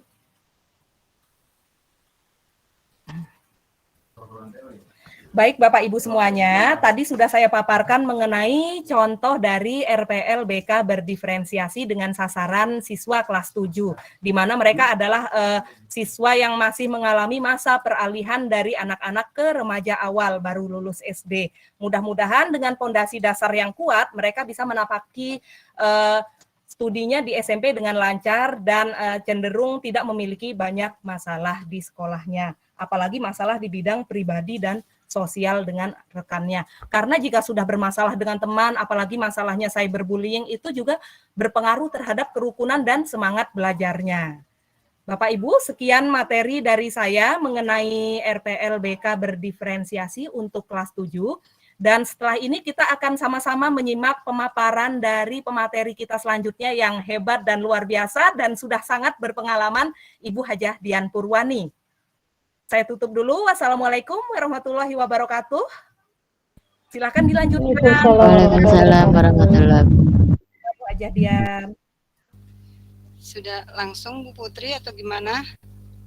Silahkan Bu Dian. Oh, ya. Langsung Teman-teman saja. yang hebat, sebelumnya saya sampaikan terima kasih banyak atas kesempatan diberikan kepada penyelenggara, yaitu dalam hal ini ketuanya adalah Bapak Sudarno, serta Bu Putri sebagai ketua MGBK Kabupaten Bogor, serta teman-teman semua guru BK maupun mungkin di sini ada beberapa guru mapel yang ikut bergabung dalam diklat ini. Assalamualaikum warahmatullahi wabarakatuh. Waalaikumsalam warahmatullahi wabarakatuh. Iya, teman-teman hebat tadi sudah dipaparkan secara lebih luas ya, dan bahkan dibedah lebih dalam oleh Bu Ina sama Bu Putri ya. Mereka berdua adalah teman-teman kita yang hebat karena mereka adalah guru-guru penggerak dari bimbingan konseling ya. Dan tentunya ada beberapa juga selamat pada guru penggerak lainnya yang mungkin dari swasta ya yang juga ikut tergabung. Di sini saya ikut memeriahkan, terus terang saya bukan guru penggerak tapi ikut menggerakkan teman-teman guru BK ya. Maklum karena usia juga sudah tidak bisa masuk sebagai guru penggerak. Oke, kita tetap semangat ya Ibu-ibu semua. Kita ucapkan dulu tepuk keren. Aku keren. Kamu keren. Kamu keren.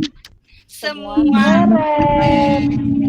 Mereka keren ya. Oke, alhamdulillah. Baiklah teman-teman semuanya, karena waktunya sampai jam berapa nih saya, kalau jam 3 berarti saya waktunya cuma 30 menit, saya nggak banyak ya, karena saya juga mungkin melengkapi dari ibu-ibu guru penggerak yang telah hadir di awal, Bu Putri dan Bu Ina, karena saya juga baru dapat istilahnya dapat materi anget ini dari Bu Putri dalam kegiatan fasilitasi ya karya nyata guru penggerak di Hotel Reason tanggal berapa ya kalau nggak salah 18 November kalau nggak salah ya, tanggal 15 sampai dengan 18 November 2001 di Hotel Reason Premier Hotel. Alhamdulillah sekarang sudah bulan Desember, 1 bulan telah berlalu dan ini mungkin saya tampil di sini untuk membagikan hasil diskusi dari teman-teman kelompok BK yang hadir di Hotel Reason, begitu teman-teman ya.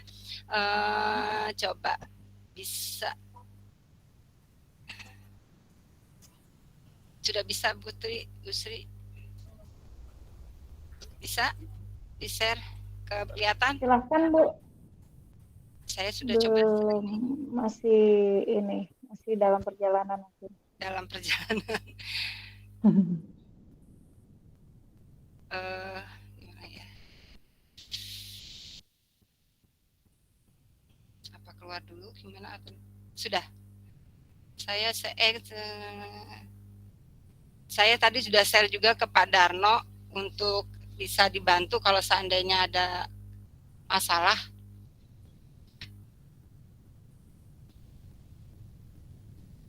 Ya, atau saya share juga ke Bu Putri ya, biar ini ya. Boleh Bu, boleh kirim ke saya Bu. Ya, takutnya nggak ini.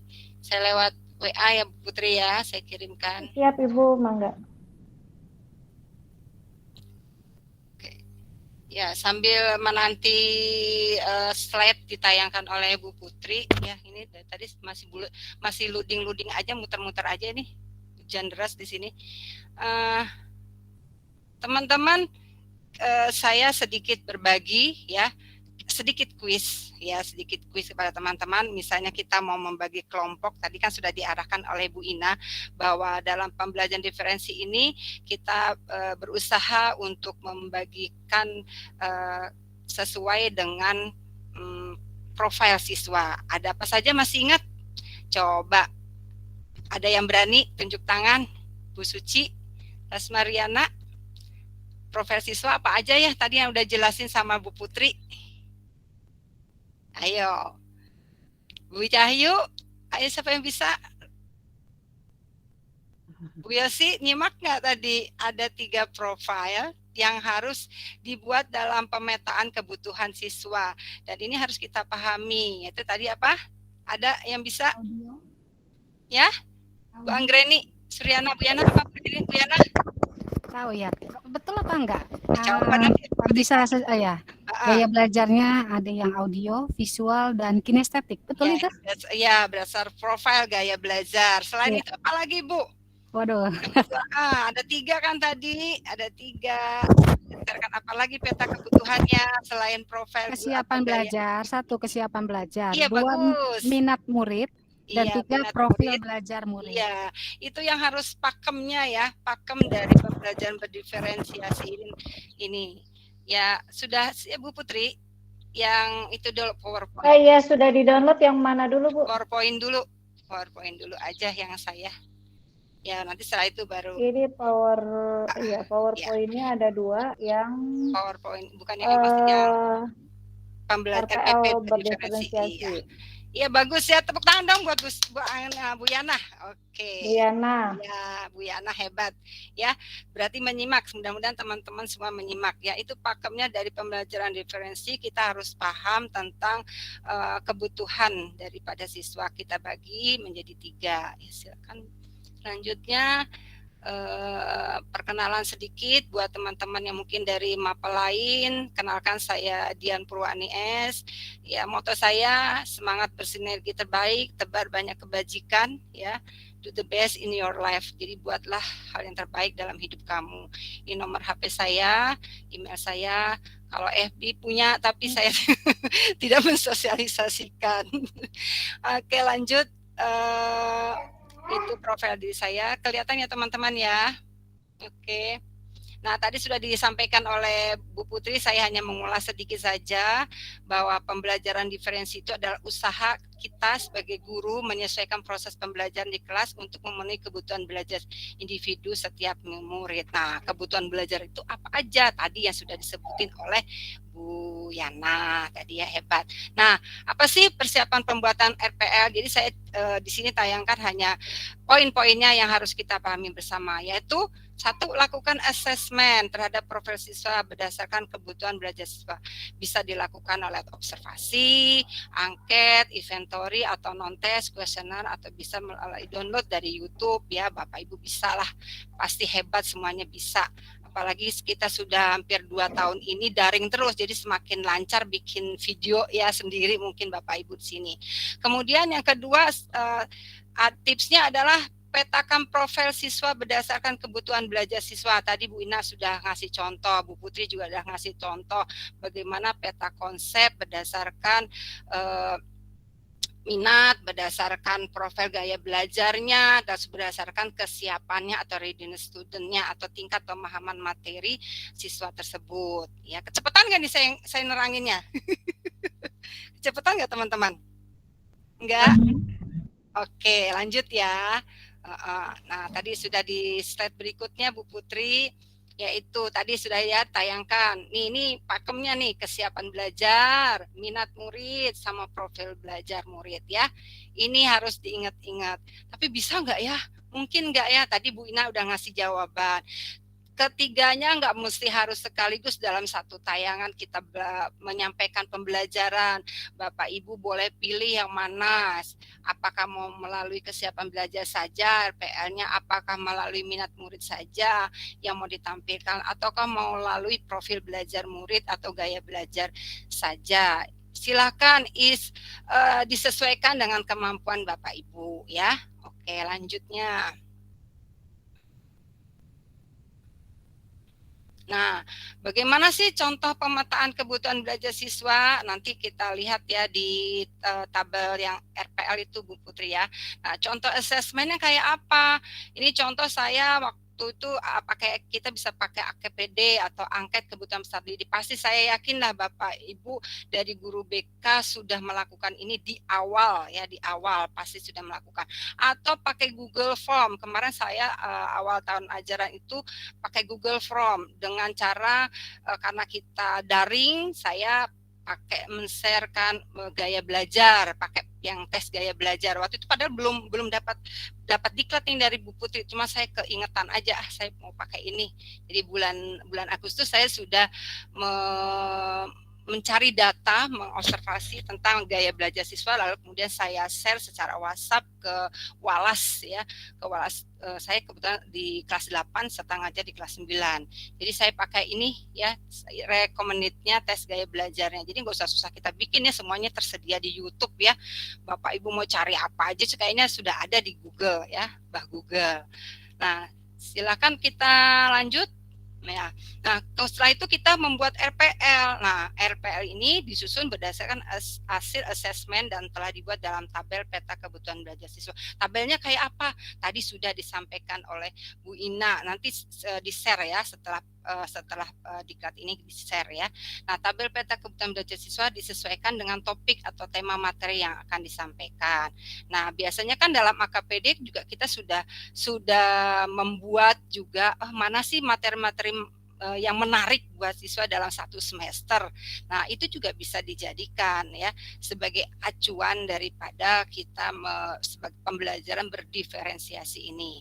Kemudian akomodasi kebutuhan belajar siswa itu melalui 3 cara atau strategi pembelajaran diferensiasi. Tadi ya sudah disampaikan juga oleh Bu Putri dan Bu Ina. Harus ada di dalam RPL itu diferensi kontennya apa, diferensi prosesnya itu seperti apa, apakah dilakukan secara mandiri, apakah secara kelompok. Kemudian ketiga adalah diferensiasi produk berupa unjuk kerja atau hasil kegiatan. Jadi harus berupa hasil kerja yang diwujudkan ya, harus berupa yang diwujudkan. Tentunya disesuaikan dengan kemampuan siswa. Ya, lanjutnya. Nah, terus gimana sih pelaksanaan RPL-nya? Nah, yang pertama-tama tentu kita paham, kita buat kesepakatan kelas dulu. Lalu kalau di BK, biasanya suka ada ice breaking. Nah, ice breaking ini tentunya untuk juga bisa kita pakai untuk membagi kelompok ya berdasarkan tadi ya peta kebutuhan kita, apakah berdasarkan minat, apakah berdasarkan gaya belajar, apakah berdasar kesiapan. Nah, kemudian baru ya kita melakukan pelaksanaan daripada RPL itu. Nah, ciri khas RPL berdiferensi itu tadi ya diingat-ingat nih, diawali asesmen, kemudian arus RPL-nya berisi 3 cara atau strategi pembelajaran berdiferensi, kemudian ada follow up kegiatan, dan keempat ada treatment apa yang harus kita berikan. Biasanya di dalam itu apakah bisa bentuknya bimbingan kelompok, apa bisa konseling individual.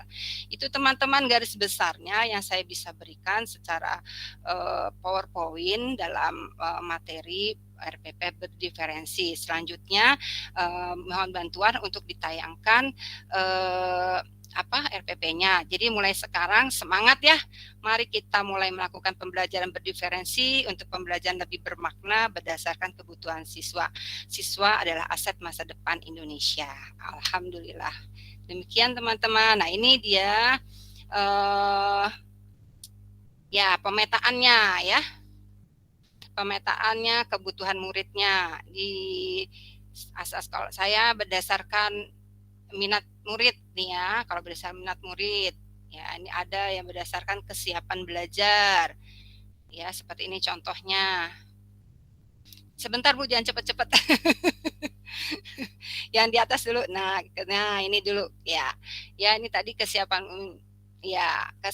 belajar readiness ya. Apakah dia sudah paham?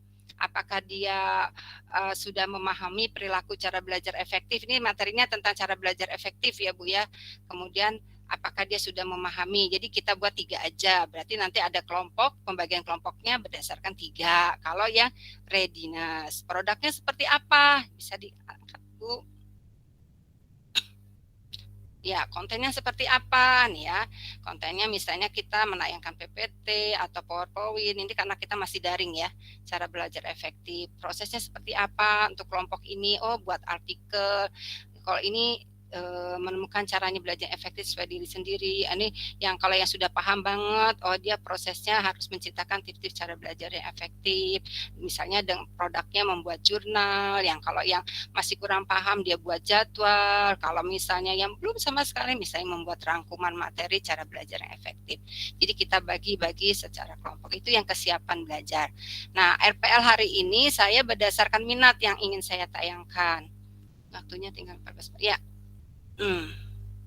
Nah ini ya berdasarkan minat. Untuk topiknya yaitu bagaimana tujuannya murid dapat menjelaskan, memahami dan mengekspresikan atau bagaimana mengelola macam-macam emosi. Nah ini ya contohnya di sini karena berdasarkan minat, jadi kita sudah berdasarkan Google Form ya. Saya buatnya berdasarkan Google Form. Ada apakah bisa buat puisi?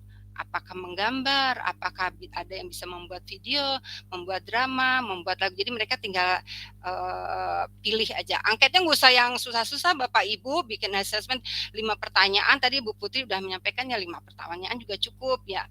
Misalnya membagi minat, ini kan ada 5 nih. Siapa yang suka membuat puisi, siapa yang suka menggambar, siapa yang suka video, siapa yang drama atau mungkin lagu gitu. Nah kontennya. Jadi peta ini penting ya. Peta itu peta kebutuhan wajib kita buat dalam pembelajaran berdiferensiasi ini.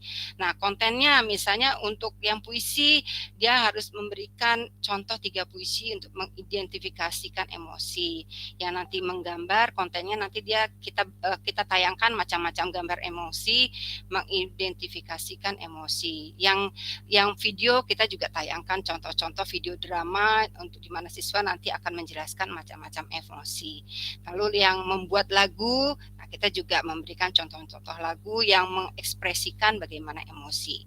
Nah prosesnya, nah ini bisa boleh kelompok, bisa secara mandiri, ya Bapak Ibunya kan pilihannya bagaimana siswa. Lalu produknya, ya, ya seperti itu. Nah, siswa membuat puisi, siswa mengidentifikasikan gambar-gambar emosi, siswa membuat video pendek, siswa membuat drama, siswa membuat lagu-lagu ekspresi emosi. Jadi hasilnya harus berupa hasil nyata, kalau video ya video, kalau membuat lagu ya di ekspresi emosi kemudian kita videokan. Iya. Itu petanya ya. Lanjut Bu, ini contoh berikutnya ya. Ini gaya belajar, ini contoh ya Bu ya, tapi dengan materi yang beda, misalnya tentang narkoba ya, tentang narkoba misalnya ya. Oke, lanjut langsung ke RPL aja Bu. Ya. Nah, judulnya kematangan emosi ya. Tujuan layanannya adalah menjelaskan pengertian emosi, kemudian memahami macam-macam emosi, kemudian dapat memahami cara mengelola emosi. Nah, metodenya pakai ceramah, tanya jawab. Nah, medianya bisa PowerPoint, tayangan video, laptop, atau melalui WhatsApp group dan Zoom ya. Kemarin saya lakukan melalui Zoom ya Bapak Ibu ya, melalui Zoom. Nah, selanjutnya langkah-langkah kegiatan layanan. Saya RPL-nya ringkas aja ya Bapak Ibu, karena di sini kan dimintakan RPL berdiferensi seperti apa. Tentunya Bapak Ibu guru BK semuanya pasti hebat, semuanya udah paham ya, walaupun satu lembar anak beranak. Lampirannya juga banyak. Nah, RPL hari ini yang dibahas adalah apa saja tadi ya. Pertama tentunya membuka dengan salam dan berdoa. Nah, dengan Zoom akan lebih memudahkan. Lewat WhatsApp grup kita bisa pakai voice note ya juga bisa. Lalu di sini sudah saya beri keterangan, terus membina hubungan baik, menciptakan suasana akrab dengan peserta dikit. Nah, kesepakatan kelasnya bagaimana disampaikan. Lalu ice breakingnya sederhana untuk membagi kelompok juga sederhana juga bisa dibagi. Ini contoh ice breaking nih.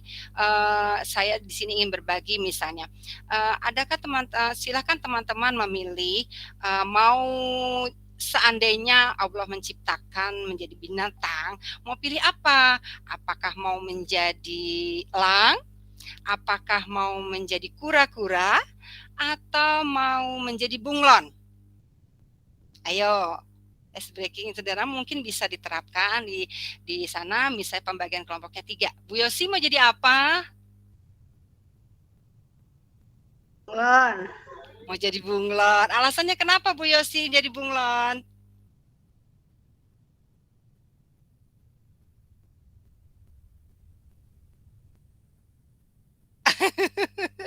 Jadi apa? Suaranya di mute. Bu Rowi. Oh, suaranya di mute suaranya. Ya, Bu Yosi kenapa menjadi bunglon?